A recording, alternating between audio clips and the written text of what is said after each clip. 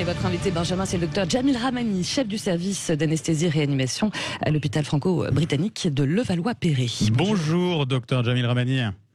Bonjour. Merci d'avoir accepté notre invitation ce matin sur Sud Radio. Alors, on va parler de cette potentielle troisième vague dans les jours à venir. On en parle en France. Mais un mot déjà sur cette nouvelle souche découverte au Royaume-Uni, un coupé du monde ce matin. On parle d'un Covid-19 jusqu'à 60% de fois plus contagieux que la souche précédente. Comment on peut expliquer une telle mutation ? Bon, écoutez, les virus mutent très fréquemment. Hein. C'est pas une nouveauté.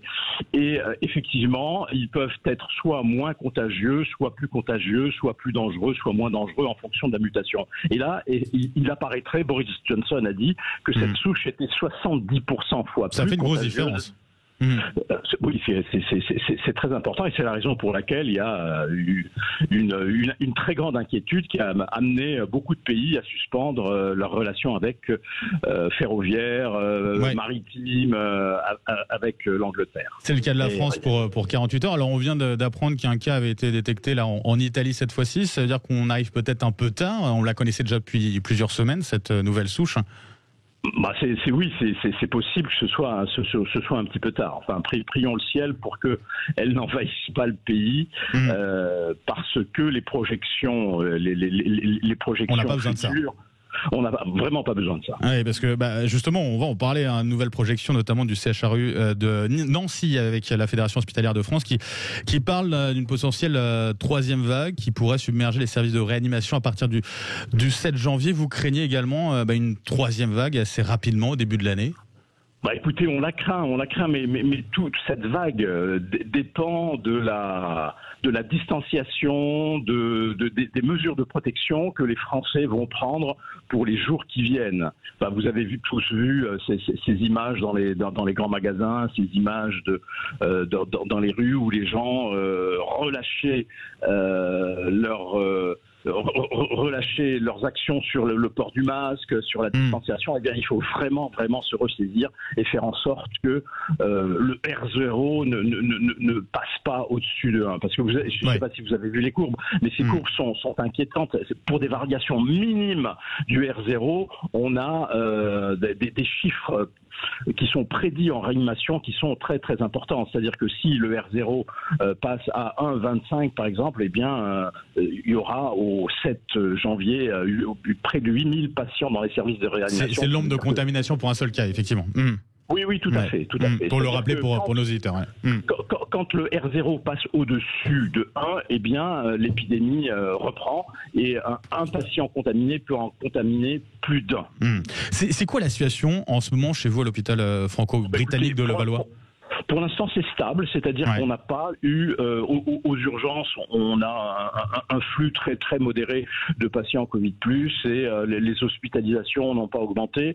Vers le mois d'octobre, on avait eu début novembre, on avait eu un pic de 50 patients dans l'hôpital. Là, on est aux alentours d'une dizaine. Donc vraiment, pour l'instant, il y a pas de signes inquiétants, mais les signes viennent d'autres régions de France et on note quand même une réascension des contaminations et une réascension du taux d'hospitalisation, c'est-à-dire que les hospitalisations en réanimation et en service classique ont augmenté de 2% ces derniers jours.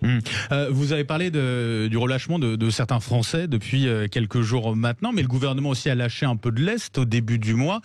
Est-ce que, alors que dans le reste de l'Europe on se reconfine, est-ce que là on n'a pas un risque d'erreur justement aussi ?